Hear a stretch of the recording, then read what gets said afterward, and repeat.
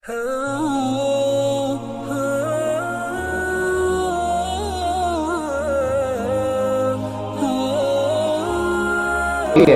یہ بات یاد آئی، سارے ملک میں یہ مصیبت بڑھی ہوئی ہے اور آپ کے علاقے میں بھرپور طریقے سے چل رہی ہے۔ شادی مصیبت بنی ہوئی ہے نہیں بنی ہوئی ہے؟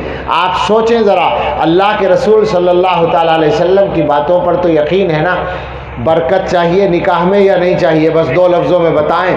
برکت اگر چاہیے تو حضور یہ فرماتے ہیں سب سے زیادہ برکت اس نکاح میں ہوتی ہے جس میں خرچہ سب سے کم ہو۔ اور ہم نے کیا کر رکھا ہے؟ مصیبت کھڑی کر رکھی ہے۔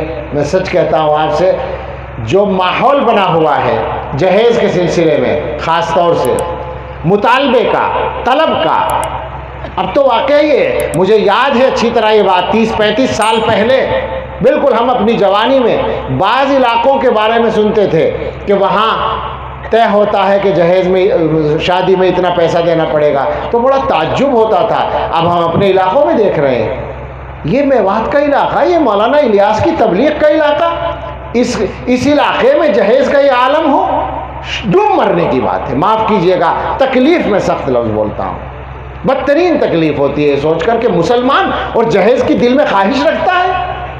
جس مسلمان کو یہ مسئلہ بتایا گیا تھا کہ لا یحل مال امرئ مسلم الا بطیب نفسی، کسی مسلمان کا مال اس کی خوش دلی کے بغیر لینا حلال بھی نہیں ہے، مجھے بتائیں کیا بیٹی والا لاکھوں روپے کا جہیز آسانی سے دیتا ہے؟ اور پھر بدترین صورتحال یہ ہے کہ وہی بیٹی والا جب بیٹے والا بن کے کھڑا ہوتا ہے تو وہ بھی مانگتا ہے۔ عجیب بات ہے، کیا مصیبت چل رہی ہے؟ کیوں بنا رکھا ہے ایسا ہم نے اپنی شادیوں کو؟ طے کر لیں، آپ لوگ سمجھدار لوگ ہیں، آپ دین پہ چلنا چاہتے ہیں، دین خالی نماز روزے کا نام تو نہیں ہے نا، سمجھیں اس بات کو۔ مسلمان کس کو کہتے ہیں؟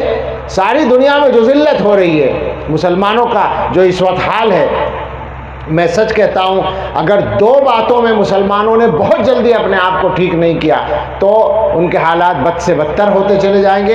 ایک تو شادی بیاہ، اگر مسلمانوں نے بہت جلدی، میں بار بار یہ بات آپ سے پہلی بار نہیں کہہ رہا ہوں، جگہ جگہ یہ بات ہم نے کہی ہے کہ اگر مسلمانوں نے بہت جلدی اپنی شادیوں کو آسان نہیں بنایا، آسان بنانے کی بات کہہ رہا ہوں میں، دعوتیں چھوٹی کرو، جہیز بند کرو، اور جہیز کی امید رکھنا تو بالکل بند کرو۔ کوئی بیٹی والا اپنے اختیار سے چپکے سے دے بھی دے تو الگ بات ہے، میں حرام نہیں کہہ رہا ہوں اس کو، لیکن جو تمہارے دلوں میں طلب ہے اس کو بالکل نکال دو۔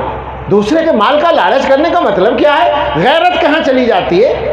آپ اپنی غیرت کو سوچیں ذرا، کیسے مسلمان ہیں آپ؟ ایمانی غیرت کہاں چلی گئی؟ لالچ ہے، دوسروں کے مال کا لالچ ہے۔ ہمیں تو یہ بات کسی طرح صاف بات ہضم نہیں ہوتی، معاف کریں، آپ کو برا لگے تب بھی ماننے کی کوشش کیجئے گا، مزاج بدلیے اپنا۔ ہمیں معلوم ہو، کسی نے بتایا ایک جگہ فون آیا لڑکی والے کے پاس کہ ہم نے آپ کی بیٹی کے لیے موٹر سائیکل بک کرائی ہے، ہماری بہو بن کے آئے گی تو ہم اس کو موٹر سائیکل دیں گے، آپ ہمارے بیٹے کے لیے کار بک کرا دیں۔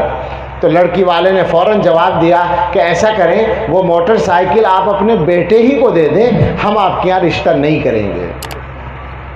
اور میں بہت نرم مزاج آدمی ہوں، لیکن میں نے بعض رشتوں میں یہ فیصلہ کیا، اپنے رشتہ داروں میں ایک جگہ ایک مطالبہ آ گیا گاڑی کا، 2 دن پہلے مجھ سے انہوں نے مشورہ کیا، میں نے کہا اگر میرا فیصلہ ماننا ہے تو بتاؤ، کہا ٹھیک ہے مانیں گے، میں نے کہا رشتہ منظور نہیں ہے، ختم کر دو، کل کو بارات آنی ہے، آج مجھ سے بات ہو رہی ہے، میں نے کہا رشتہ ختم کر دو۔ میں پہنچا وہاں، اور میرے سفر کے دوران دیوبند سے اور اس جگہ تک 4-5 رشتے میرے فون پر آ گئے، اور وہاں پہنچ کر میں نے ایک رشتے کے بارے میں تحقیقات کر کے طے کر دیا، اور جس دن نکاح کی تاریخ طے تھی اسی دن اس نئے رشتے والے سے نکاح پڑھا کے آ گیا۔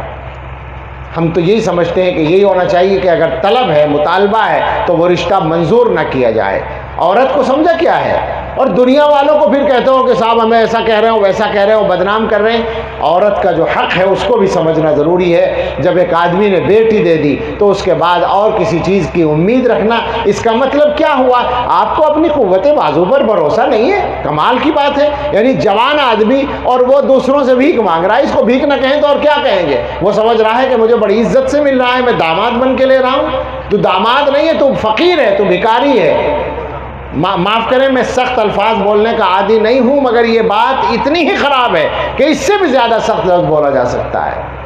توبہ کر لیں، اور آپ کو ایک بشارت دے دوں پھر میں، اگر آپ یہ مزاج بدل دیں گے تو انشاءاللہ برکتیں نازل ہوں گی آپ کے پورے علاقے میں، انشاءاللہ رحمتیں آئیں گی، بچے اچھے ہوں گے، رزق بڑھ جائے گا، رزق کی رونق بڑھ جائے گی، برکت آ جائے گی، اس کا یقین کریں۔ میں یقین کے ساتھ یہ بات کہہ رہا ہوں آپ سے کہ بدل دیجئے، میٹنگیں کریے اور طے کر لیجئے کہ ہمارے گاؤں میں جہیز کا کوئی مطالبہ بھی نہیں ہوگا، اور کوشش کی جائے گی جہیز بالکل نہ لیا جائے، پھر آپ برکتیں اتنی آئیں گی کہ سمیٹی نہیں جائیں گی آپ سے۔ بدلیے اپنے آپ کو۔ میں نے شروع میں یہ بات کہی تھی، تقریریں مقصد نہیں ہے، جلسے مقصد نہیں ہے، اصل یہ ہے کہ ہم اپنے آپ کو بدلیں۔ تو بدلنا تو وہیں پڑے گا جہاں جہاں بدلنے کی ضرورت ہوگی، یہ بھی ایک چیز ہے جس کو بدلنے کی ضرورت ہے۔ اللہ رب العزت اپنا فضل فرمائے اور ہمیں اچھا مسلمان بننے کی توفیق عطا فرمائے۔